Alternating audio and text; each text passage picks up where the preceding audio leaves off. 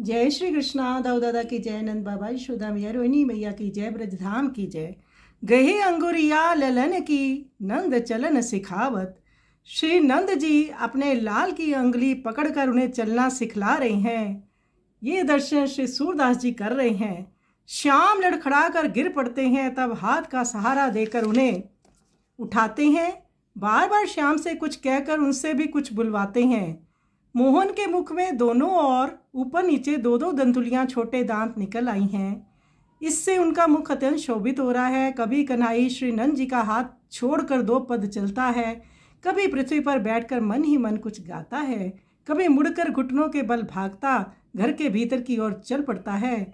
श्री सूरदास जी कहते हैं कि श्याम सुंदर का मुख देख देख कर ब्रजराज के हृदय में आनंद बढ़ता जाता है। तो ये श्याम सुंदर भांति भांति की लीलाएं करते हैं। और कभी कभी नंद बाबा जब ध्यान में मगन होते हैं तो उनके शालिग्राम को ही मुंह में डाल लेते हैं। कभी कभी ये सौभाग्य माता यशोदा को मिलता है कि वो श्याम को चलना सिखाती हैं, कभी कभी बाबा सिखाते हैं।